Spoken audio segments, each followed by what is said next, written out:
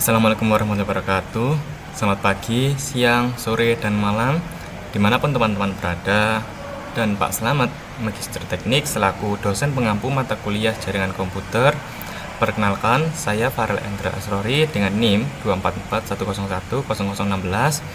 Di sini saya akan menjelaskan tentang network layer protocol. Nah, di sini saya tidak akan menjelaskan tentang definisinya saja, tetapi juga dengan analogi-analogi. Jadi, teman-teman bisa membayangkan dengan mudah nih terkait network layer protokol ini. Nah, langsung saja. Pernah nggak sih teman-teman berpikir gimana sih sebuah email yang kita kirim dari Surabaya itu bisa sampai ke teman kita yang ada di luar negeri, contohnya Jepang gitu, dalam hitungan detik saja. Nah, atau gimana sih kita bisa streaming dari server yang ada di luar negeri yang kita bahkan tidak tahu tempatnya tanpa hambatan atau lancar. Nah, jawabannya itu terletak pada sebuah lapisan dalam dunia jaringan yang disebut network layer. Network layer ini adalah lapisan yang bertanggung jawab untuk pengiriman paket data dari host sumber ke host tujuan, host to host delivery, yang mungkin berada di jaringan yang berbeda. Fungsi utamanya adalah menyediakan pengelamatan dan menentukan rute terbaik atau routing bagi paket data untuk mencapai tujuannya. Nah, aku kasih analogi nih biar kalian gampang bayanginnya. Network layer itu kayak gabungan dari layanan pos global yang ada sistem GPS-nya.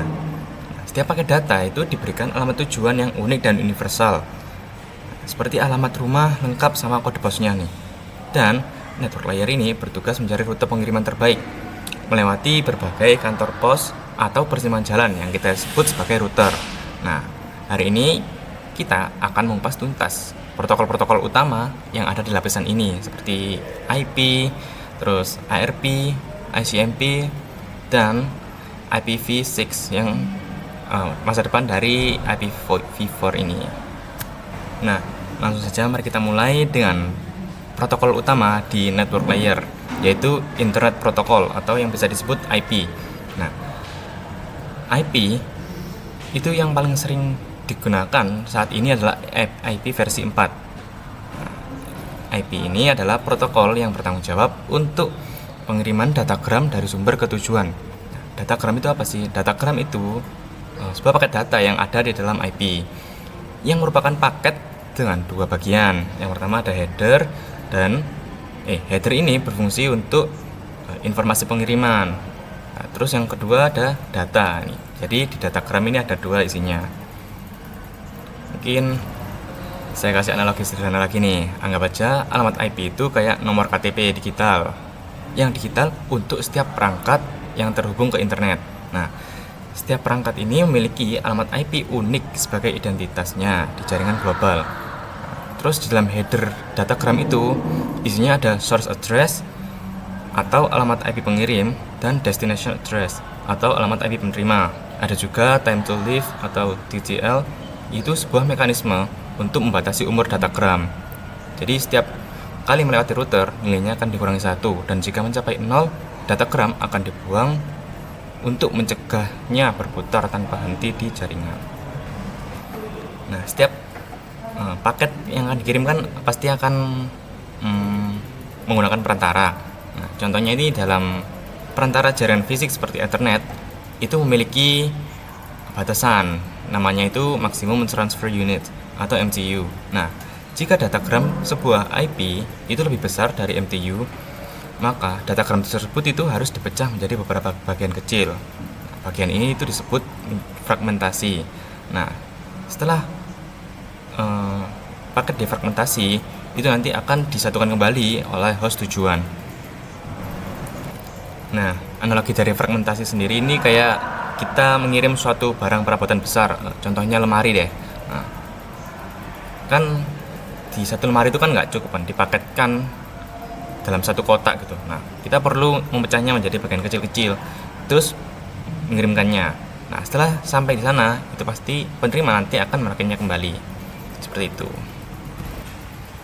Nah, selain IP sebagai alamat unik secara digital, ada juga alamat unik secara fisik, yaitu MAC address yang ada di setiap perangkat. Nah, Agar paket bisa dikirimkan, network layer perlu memetakan alamat IP tujuan ke alamat MAC tujuan. Nah, untuk inilah Address Resolution Protocol atau ARP digunakan. Nah, ARP adalah protokol yang digunakan untuk menemukan alamat fisik MAC dari loncatan selanjutnya untuk pengiriman datagram. Dan selanjutnya ini ada analogi lagi nih dari MAC address dan ARP. Gampangnya gini, kita tahu alamat rumah teman kita, nah itu anggap aja sebagai alamat IP. Nah, terus ARP ini itu digunakan sebagai kayak satpam gitu. Nah, kalau kita mau ke rumah teman kita, nah kita perlu tanya dulu kan ke satpam untuk tanya nih, mana sih rumah yang ada di nomor anggap aja 25, terus di blok mana dan gerbangnya itu warna apa. Nah, kita tanya nih ke satpam atau ke ARP-nya. Nah, satpam ini sebagai ARP, nah dan gerbang tadi itu bisa sebagai MAC address-nya gitu. Nah, proses tadi itu disebut sebagai ARP operation. Nah, saat sebuah host perlu mengirim data, ia akan mengirimkan ARP request secara broadcast atau ke semua perangkat di jaringan lokal. Yang isinya itu siapa sih pemilik alamat IPX, terus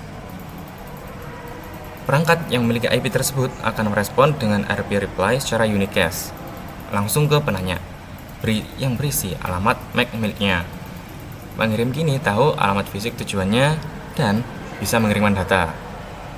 ARP request itu broadcast dan ARP reply itu unicast. Nah, sekarang kita sudah tahu nih cara kerja ARP.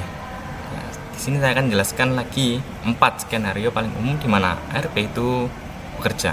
Nah, skenario pertama itu host ke host di jaringan yang sama. Nah, ini adalah skenario yang paling sederhana.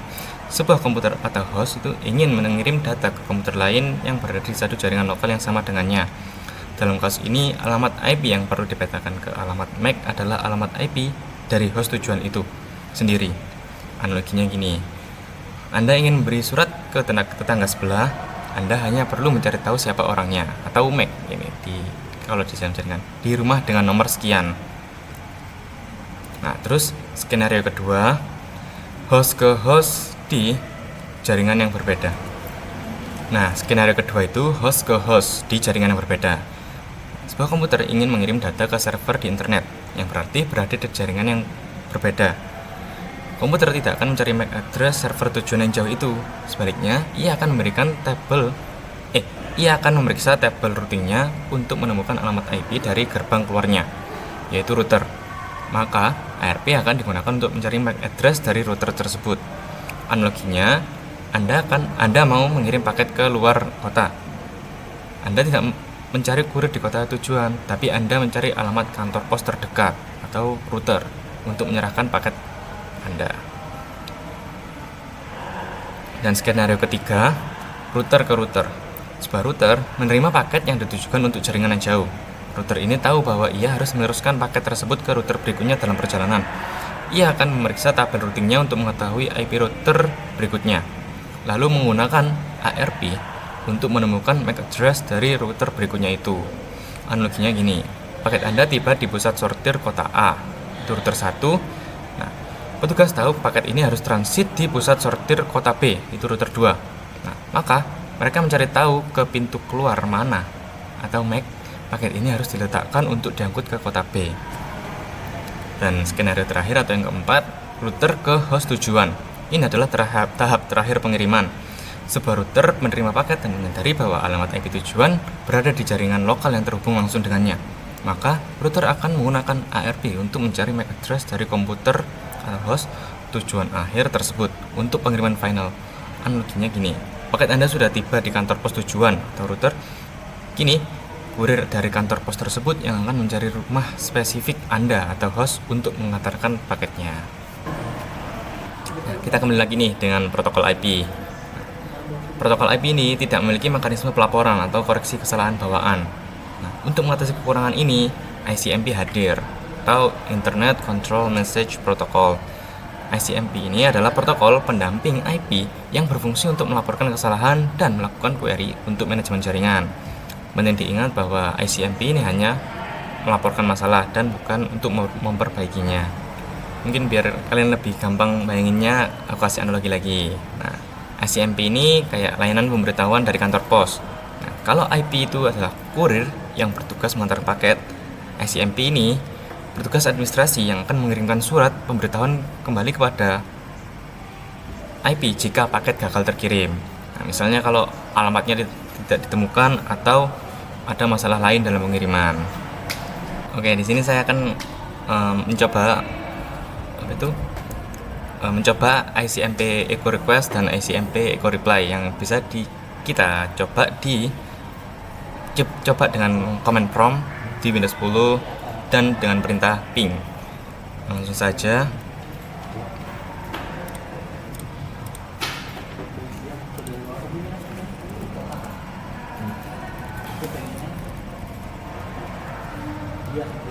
Nah, dengan kita mengeksekusi perintah ping 8888 ini, kita menjalankan ICMP Echo Request. Nah, terus ini mendapatkan reply, ini artinya ICMP Echo Reply. Di sini kita tahu bahwa server yang kita ping ini aktif dan berapa lama paket kita diantarkan bolak-balik gitu. Nah, ini kan ada time berapa ms ini. Nah, selain melaporkan error, ada satu lagi nih pesan ICMP yang sangat berguna, yaitu redirection atau pengalihan. Nah, pesan ini digunakan oleh router untuk menginformasikan sebuah host tentang rute yang lebih baik untuk tujuan tertentu. Nah, jadi kayak gini. Biasanya, sebuah host di jaringan dikonfigurasi dengan satu alamat router default. Nah, ketika host ingin mengirim paket ke jaringan lain, ia akan mengirimkannya ke router default tersebut. Namun, terkadang ada rute yang lebih efisien melalui router lain di jaringan lokal yang sama. Nah, jika router default menerima paket yang seharusnya dikirim lewat router lain itu, ia akan tetap meneruskan paketnya ke router yang benar. Namun, ia juga akan mengirimkan pesan ICMP redirection kembali ke host pengirim. Pesan ini pada dasarnya berkata, kayak gini, paketmu itu sudah saya teruskan, tapi lain kali kalau kamu mau ke tujuan itu langsung saja kirim ke router B ya, lebih cepat. Nah, kayak gitu. Ini membantu host untuk memperbarui tabel routingnya secara dinamis dan tanpa perlu proses yang rumit. Nah, untuk teman-teman yang mungkin belum paham nih, aku kasih analogi nih dari redirection ini. Analoginya kayak gini.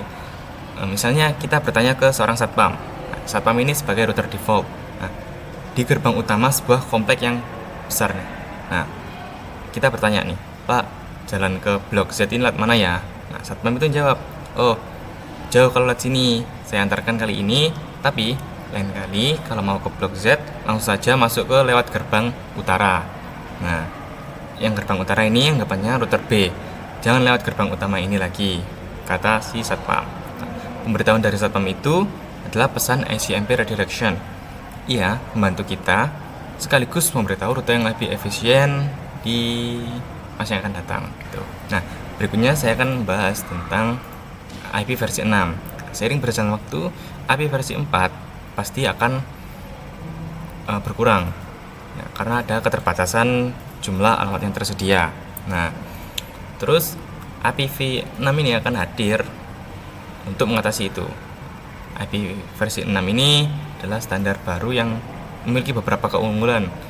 Yang paling signifikan adalah ruang alamat yang jauh lebih besar daripada IPv4 karena di IP versi 6 ini menggunakan 128 bit, berbeda dengan IP versi 4 yang hanya menggunakan 32 bit.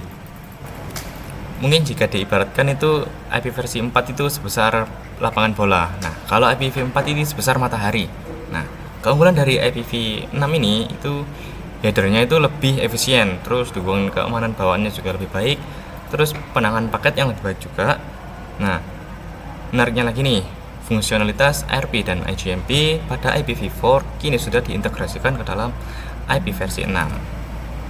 Nah, transisi dari IP versi 4 dan IP versi 6 itu tentu tidak terjadi seketika. Nah, ada proses-proses transisi yang bertahap. Nah, ada 3 strategi yang digunakan untuk memastikan kedua protokol ini bisa hidup berdampingan. Yang pertama itu dual stack, di mana perangkat menjalankan IPv4 dan IPv6 secara bersamaan. Terus yang kedua itu tunneling, itu membungkus paket IPv6 ke dalam IPv4 untuk melewati jaringan lama. Yang ketiga itu ada header translation, yaitu untuk menerjemahkan header antar versi saat diperlukan. Nah, teman-teman, kita udah di ujung video nih. Nah, yuk kita rekap kembali. Ada yang pertama itu adalah network layer. Itu lapisan yang memastikan data kita sampai ke tujuan yang benar di seluruh internet. Protokol utamanya adalah IP. Nah, IP ini dibagi menjadi dua, yaitu IP versi 4 dan IP versi 6 yang menyediakan alamat di setiap perangkat. Nah, IP ini dibantu oleh ARP untuk menemukan alamat fisik di jaringan lokal. Terus ada juga ICMP untuk melaporkan kesalahan dan melakukan diagnosis. Semoga penjelasan dari saya dapat membantu teman-teman untuk memahami lebih dalam dari dunia internet dan juga network layer ini. Dan apabila saya ada salah kata, mohon maaf, dan terima kasih telah menonton. Wassalamualaikum warahmatullahi wabarakatuh.